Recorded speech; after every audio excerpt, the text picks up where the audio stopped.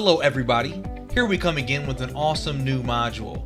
As you are already familiar, after we study the whole market, we create the most complex and featured products for you. During today's video, I want to show you our module, Event Booking.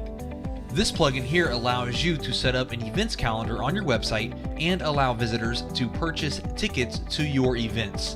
To get started, I'm going to show you what the calendar looks like on your website. Then we're going to switch to the back end and I'm going to show you exactly how to set it up. So here at the top left, you can see that we have this navigation that says Events Calendar. I'm going to go ahead and click on that, and that's going to open up the calendar for the current month that we are in. And if I scroll down a little bit here, we can see during this month I have 3 events set up. If I mouse over one of the events, you can see that we get a nice little description or brief summary about that event. If I click on it, we're going to switch to that events page where I receive the full breakdown and information of that event. So we have the name, we have the date, the time, and the location that this event takes place. We have a full description, who is hosting the event. Then we have our call to action. The visitor can go ahead and buy their ticket, or we have an external URL that you can set up here that allows you to redirect them to a video, an article, whatever it may be. Just underneath that, you can integrate Google Maps as well to show exactly where the event is. Underneath that, we have a little bit more information and a bunch of different images that you can include as well. These can be images of events, current events, past events, and so forth. And last but not least, we have another call to action and a learn more option. Let's go ahead and switch to the back end and I'll show you exactly how to set this up. So to set up an event, you need to go to your catalog and products and add a new product. We're going to go ahead and give this a name. I'm going to call this My First Event.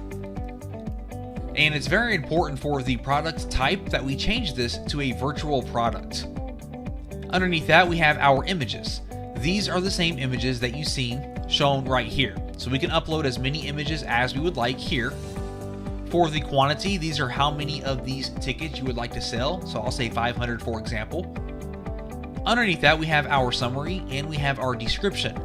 So to keep this short, I'm just going to enter my summary and my description. But of course, be sure to use this space to fully describe your event, what it is, how it works, and so forth.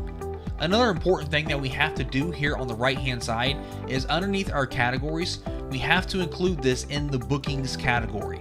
Okay? You can include it in as many categories as you would like, but it has to be included inside of the bookings category. And I'm actually going to put this under bookings and under concerts and remove it from the home category. So as you can see now, we have our bookings category and our concerts category. I'm going to scroll back up here. Underneath virtual products, I'm going to set my quantity at 500. And for the minimum quantity, if you need to sell a minimum amount, you can do so here. If you have any files associated with this event, you can click on yes, upload that file here, give it a name, and so forth. I'm going to leave mine on no. For the availability, I'm going to go ahead and change mine to allow orders, and we'll place an order here in just a moment. For the pricing, I'm going to make this cost $10. If you have any tax rules or anything other than that, you can set that up here as well. And the most important thing that we have to do is switch over here to modules, and underneath the Advanced Event Booking Pro, we're going to click on Configure. Now, if you see an error message and it says that your product is not part of the proper catalog, be sure to save it here on the bottom right hand side, then refresh it, and then click on Configure.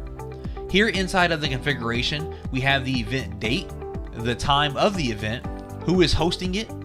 Here is the More Details link. That is going to be this link that you see here where it says Learn More. That's the link that you can configure here. So redirect them wherever you would like. Next, we have the exact location of our event. We can choose to show the map or not show the map depending on your preferences. Underneath that, we have our product images. We can show them as a slider, as a gallery, or not show any images at all.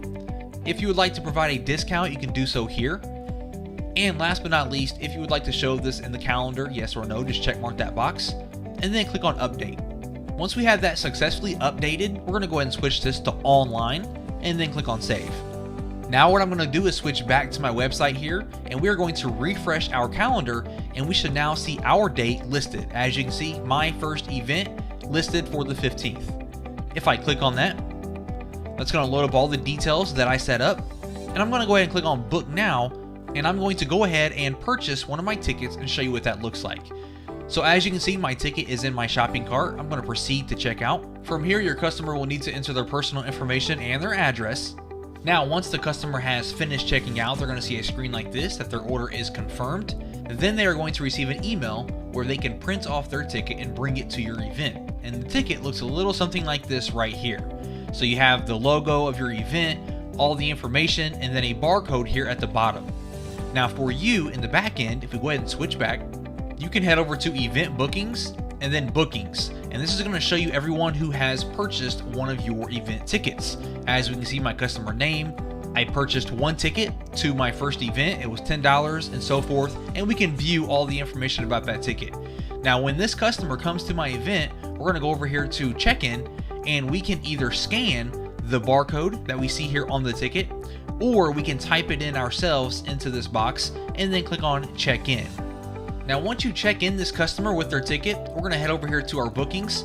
We can actually go inside of this customer's ticket purchase, and we can see they have not spent their ticket yet. And when we actually check them in, this will change to spent, so we know that ticket has been used previously. So thank you for watching, and we hope you've understood how this module works and we've convinced you to buy it. Don't forget that you have free support from our certified Prestashop team. If you still have any questions, hit the contact button and let us know how we can help you.